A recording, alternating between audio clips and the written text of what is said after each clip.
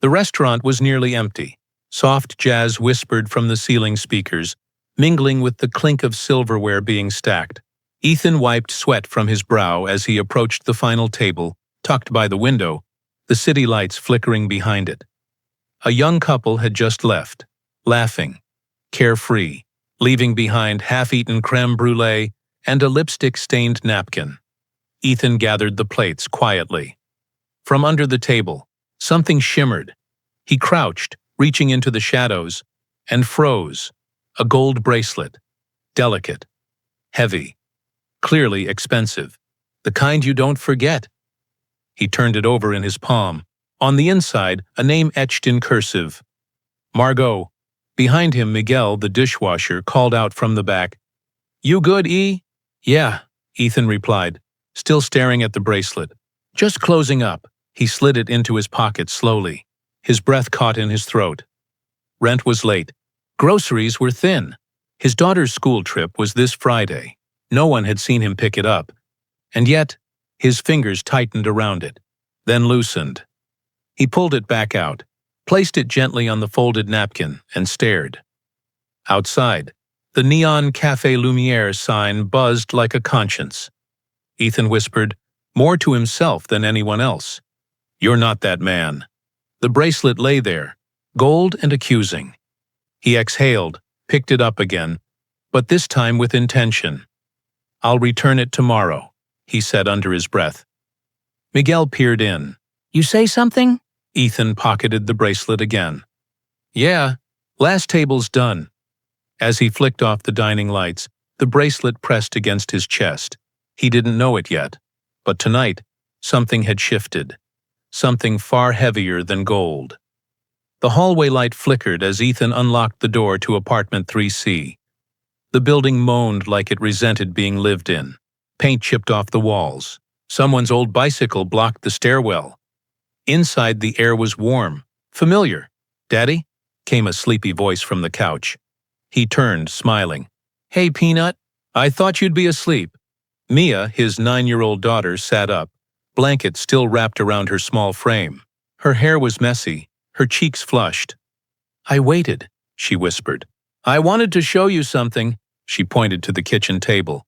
A drawing lay there, her and Ethan holding hands, a violin between them, colored with bright crayon strokes. "I made this in music class," she said proudly. "Miss Harper said I still have rhythm." Ethan's smile wavered. "You do. Always did." Mia hesitated. "Daddy, do you think we could ever get my violin back?" He froze. The pawnshop ticket still sat buried in his wallet. Last winter he had traded it for enough to keep the heat on. "We'll see," he said softly. She nodded, too grown for her years. "It's okay if not. I just missed the sound." She yawned, and he lifted her gently, carrying her to the small bedroom they shared. As he tucked her in, she whispered, "I liked when you used to play. You looked happy." He kissed her forehead. "Sleep now, baby." But long after Mia drifted off, Ethan stood at the window, staring into the dark city. The gold bracelet still sat heavy in his pocket. There were 1,000 things they couldn't afford, but he couldn't afford to lose what little goodness he had left. The lobby of the Alaric Hotel gleamed like a polished lie. Marble floors, golden chandeliers, a scent Ethan couldn't name but instantly recognized as expensive. He adjusted the collar of his thrift store shirt and stepped toward the front desk. The receptionist barely looked up.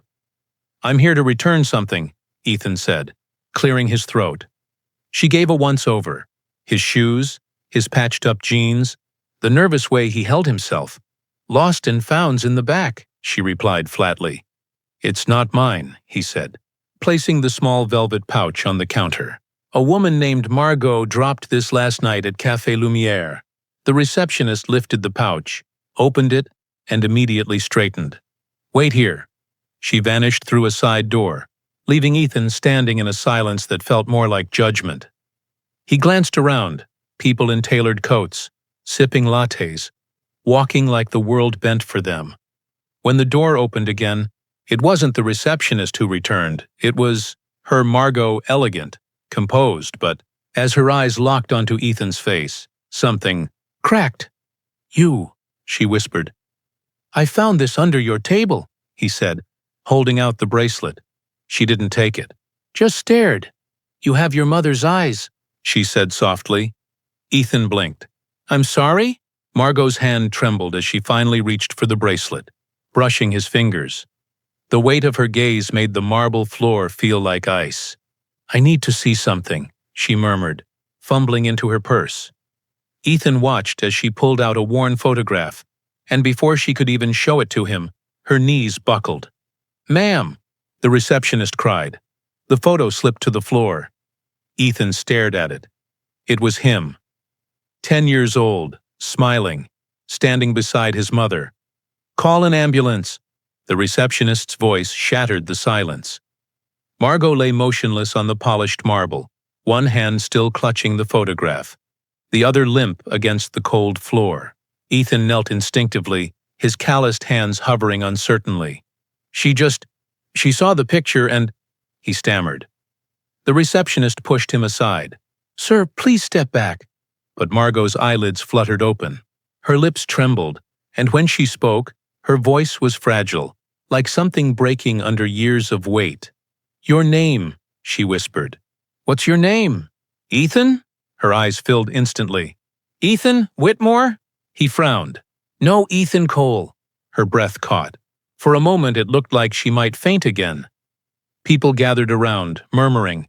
A security guard appeared, radio crackling. Ethan helped her sit up as paramedics rushed in.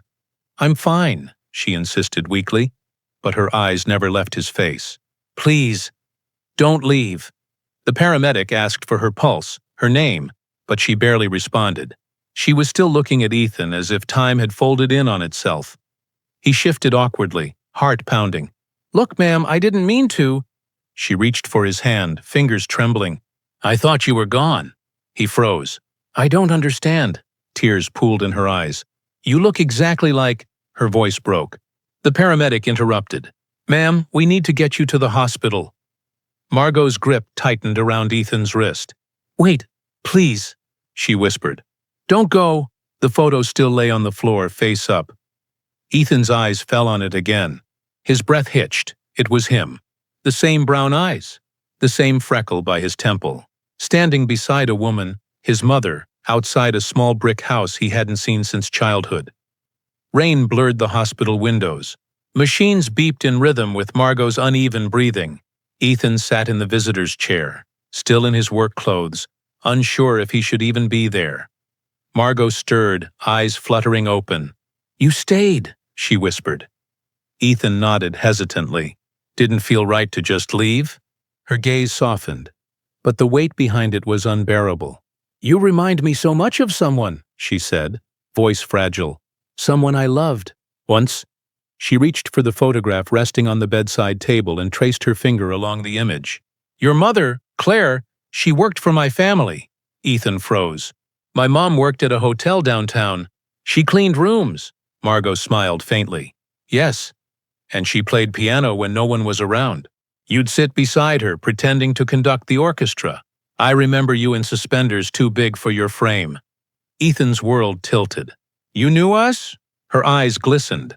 More than you think. After your father left, she came to me desperate. She wanted to keep you in school, but she couldn't afford the tuition. I promised to help. But then, she disappeared. Ethan clenched his fists. We moved. I was 9. Margot looked down, shame coloring her face. I searched. For years. I even filed an adoption request after she fell ill. But by the time I found out where you'd gone, her words broke. It was too late. She had passed. Silence stretched between them, heavy as the rain outside. Ethan whispered, You were going to adopt me. Margot nodded slowly, tears spilling down her cheeks.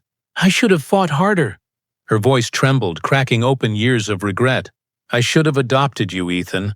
Ethan stared at her, jaw tight, voice low. You knew where we were, and you didn't come? Margot looked away. I didn't. You said you searched. But we stayed in that rundown building for 3 years after she died. I waited for someone, anyone. Her hands trembled in her lap. Your mother didn't want you to be a charity case. She pushed me away. She was dying. Ethan's voice cracked, grief leaking from years of silence. She needed help and you, what? Backed off because of pride? Margot looked like she'd been slapped. I was scared, she admitted. Scared I'd make things worse. That you'd hate me for showing up too late? Ethan's breath hitched. He leaned back in the plastic chair, eyes wet but unblinking. You know what it's like to grow up thinking you were forgotten? I never forgot you, she said, voice shaking. I've been carrying your photo for 17 years. He reached into his pocket, pulled out the bracelet, and laid it on the bedside table. I didn't come here for this. I came because I believe in doing the right thing, even when no one's watching. Margot looked down at the bracelet like it burned her. I see that now, she whispered.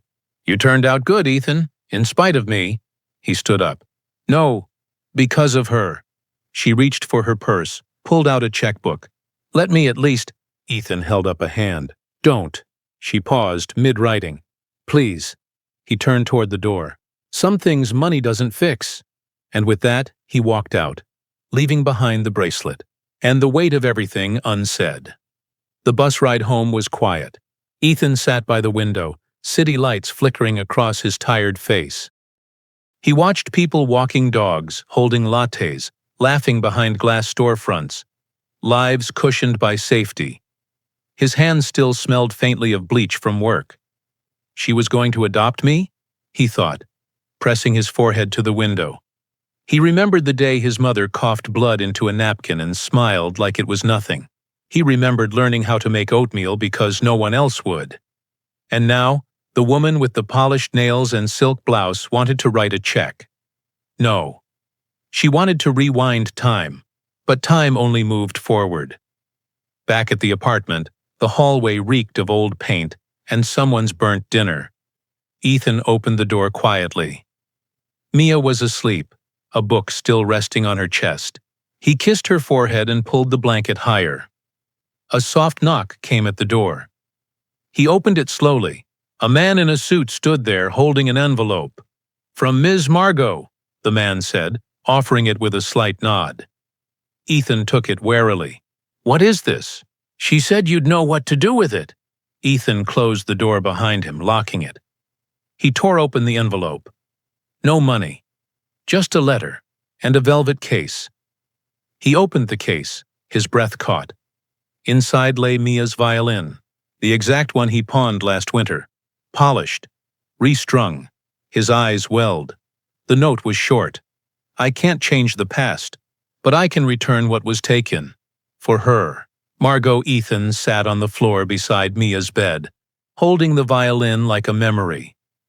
Rich people can't buy back time. But sometimes, they give back what matters. Sunday morning crept in slow and golden. Ethan stood in the narrow kitchen, coffee brewing, light pouring through the broken blinds. On the table sat the violin, silent, waiting. Mia emerged, hair tousled, rubbing her eyes. She froze. Daddy? She whispered. Is that mine? He nodded. It found its way back. She ran to it, touching the wood gently like greeting a long-lost friend. Does it still work? She asked, wide-eyed. Ethan smiled, kneeling beside her. Only one way to find out. He handed it to her, adjusted the shoulder rest, and nodded. She drew the bow slowly, shakily. The first note wobbled, then another, and another, soft, pure. Ethan closed his eyes. And then, as if guided by something deeper than memory, he reached for her tiny music stand and opened her old sheet music. His fingers tapped quietly on the table. Then his hand extended toward the old guitar he hadn't touched in years. Strings worn, wood dulled, still tuned. He sat on the floor beside her, guitar resting on his knee. And together they played. Slow, unpracticed, flawed, but beautiful. The air in the apartment changed. It wasn't just music. It was her laugh between notes. Was the echo of Claire's humming from a memory that never left. It was peace, in a place that had only known survival. Without knowing it, Mia pulled out an old phone and began to record. No captions, no filters. Just a father and daughter playing a song the world didn't know they needed. The final note lingered in the room longer than it should have. And somewhere, Somewhere out there, an algorithm waited to stumble upon magic. 2 days later, Ethan wiped down tables at the cafe, the morning rush quieting. "Hey, Ethan," Miguel called from the counter. "Someone's asking for you." Ethan turned, towel still in hand. Margot stood near the entrance. No makeup, no pearls, just a beige coat, her posture unsure. He straightened slowly. "You found me." She held up her phone, eyes misting. "The violin duet. Father and daughter in Brooklyn." Ethan blinked. It was Mia. She posted it. Margot stepped closer, voice trembling. "It showed up in my feed. I didn't even recognize the channel name. But I recognized you." He looked away, suddenly uneasy under her gaze. "I didn't come to apologize again," she said gently. "I came to—" "Listen," Ethan sighed. "To what?" "To the truth," she said. "The one I've been hiding from for 17 years. He crossed his arms, the cafe suddenly too quiet. "You don't owe me anything." Margot shook her head. "But I owe you." She reached into her coat pocket and slowly pulled out something folded. An old letter, creases soft with time. "Your mother," she wrote this. "Before she passed. I never had the courage to give it to you." He stared at it, unmoving. "She wrote it for you."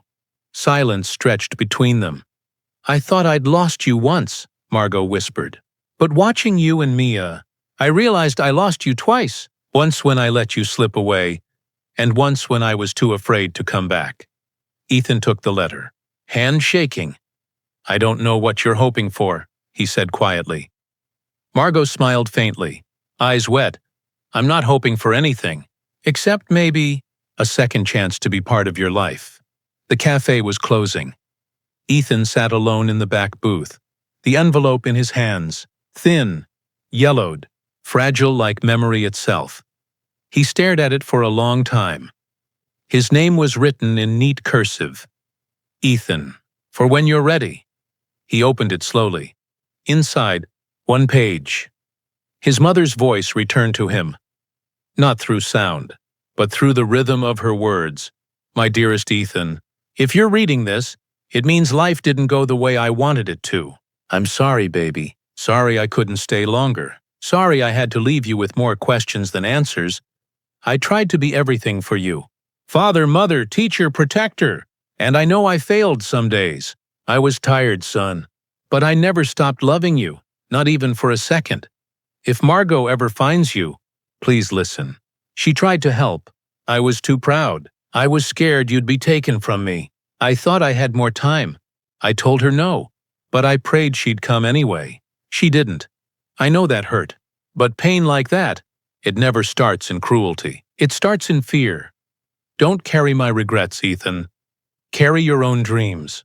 And love your little girl the way I loved you, with all your music and all your heart.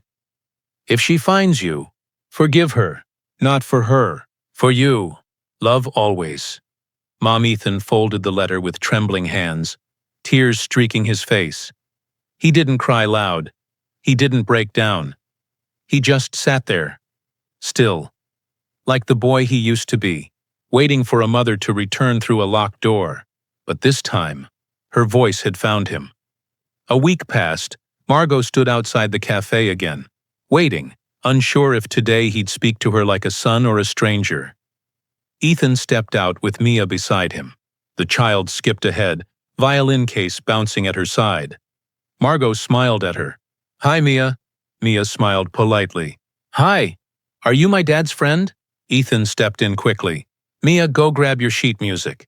I'll be right there." As she disappeared inside, Margot turned to him, hopeful. "She's lovely," he nodded. "She's everything." "I'd love to get to know her," Margot offered gently. Ethan crossed his arms. "She's got enough people who leave already." Margot flinched. "I'm not going anywhere." He stared at her, guarded. "People always say that, before they go." She stepped forward.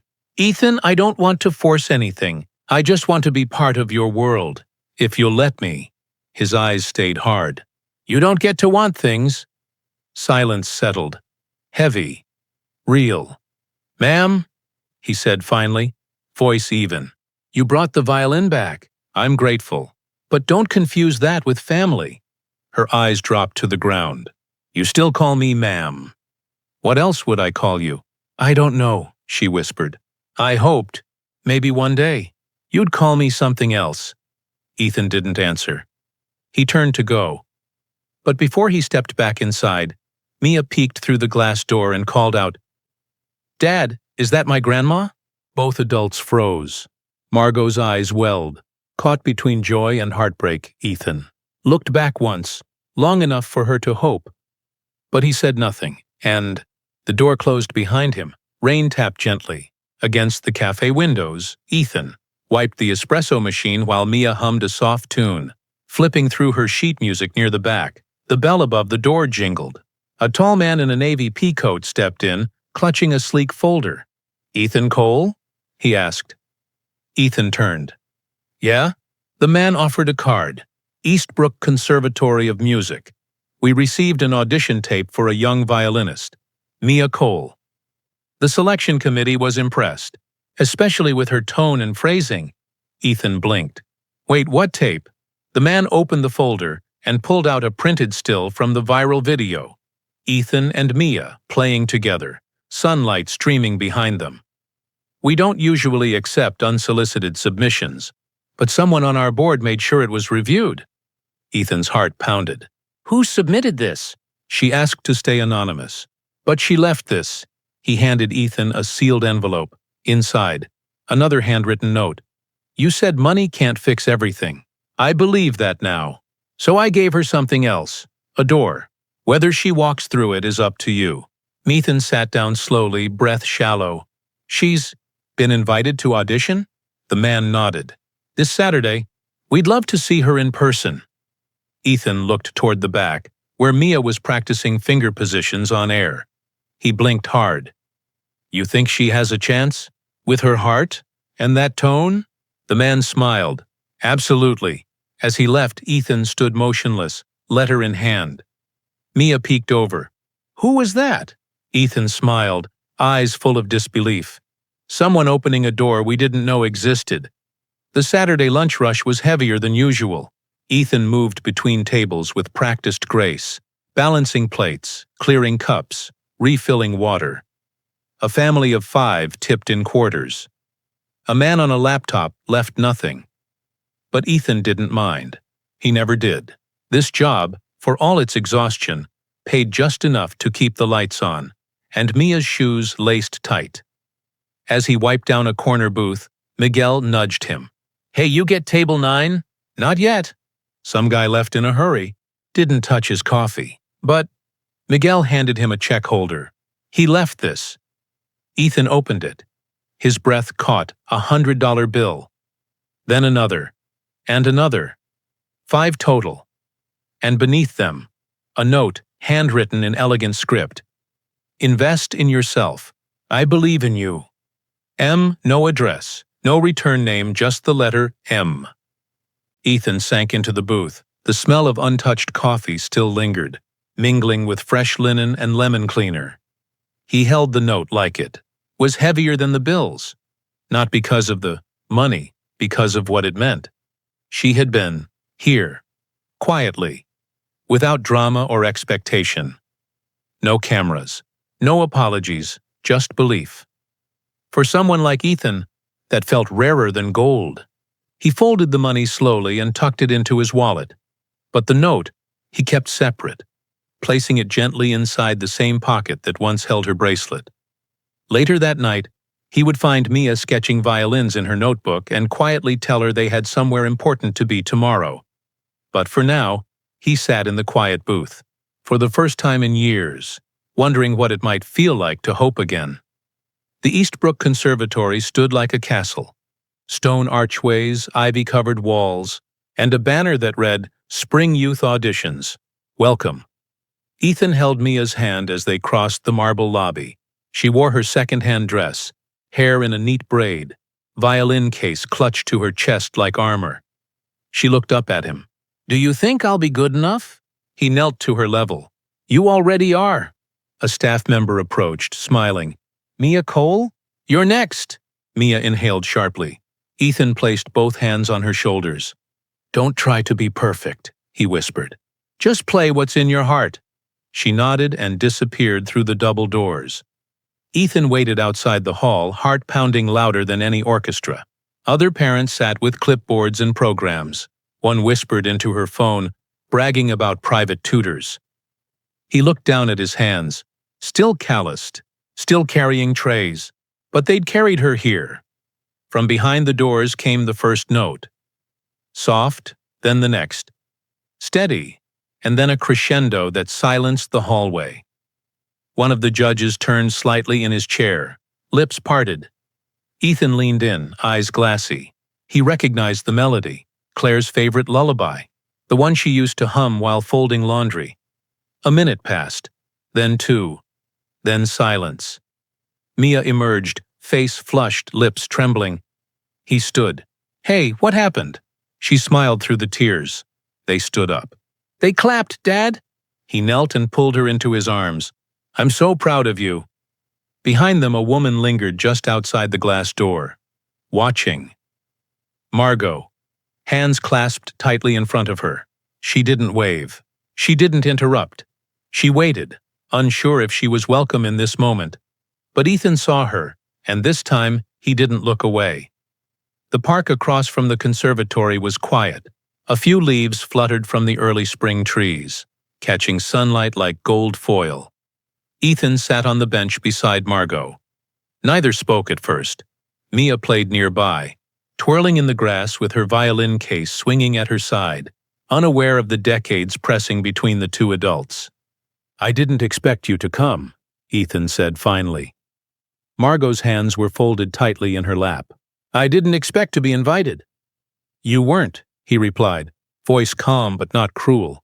"But I saw you," she nodded. "I watched her play. She's magnificent." "She is." Margot hesitated. "You raised her well. You should be proud." "I am." A pause. "I was wrong," she said softly. "All those years ago, I let fear make choices for me. I should have knocked on that door no matter what. Should have fought harder." He looked straight ahead. "We needed someone. I thought she'd come back. I even left the porch light on for a while." A breath caught in Margot's throat. "I don't expect you to forgive me," she said, "but I needed you to hear me say it, out loud." Ethan was quiet for a long time. Then finally, he turned to her. "I read her letter." Margot's eyes welled instantly. "She said I didn't have to carry her regrets, that I should carry my own dreams instead." He reached into his coat pocket, pulled something out, and placed it in her hand. The same photo she'd once shown him, the boy with the freckle by his temple, smiling beside Claire. Margot blinked. "Why?" "Because you never stopped carrying it," he said. She looked up at him, and for the first time he whispered, "You still have time." Seasons turned. Leaves gave way to snow. Snow melted into spring again. In a sunlit apartment, Ethan sat at the small kitchen table, adjusting Mia's posture as she tuned her violin. Her hands were steadier now, her confidence louder. Music filled their mornings. Laughter returned to their walls. The once cracked window was fixed, but the faded drawing Mia made of them, framed now, still hung beside it. Across the city, Margot's life changed too. No more charity galas, no silent auctions, just quiet mornings with tea and a new ritual. Walking past the conservatory gates, hoping to hear music echo from inside. She never asked for more, but sometimes Mia would wave at her from the rehearsal steps. And every now and then, just every now and then, Ethan would nod. That was enough. One crisp afternoon, Margot attended Mia's student recital. She sat near the back, no name tags, no reserved seating. Just a woman with weathered eyes, hands folded around her handbag, and a gold bracelet that gleamed gently in the light. It never left her wrist again. Not because it was valuable, but because it reminded her of the moment her past forgave her, and gave her a second chance to witness something beautiful. The music began. Ethan stood backstage, arms crossed, a quiet pride in his smile. Mia played the first note.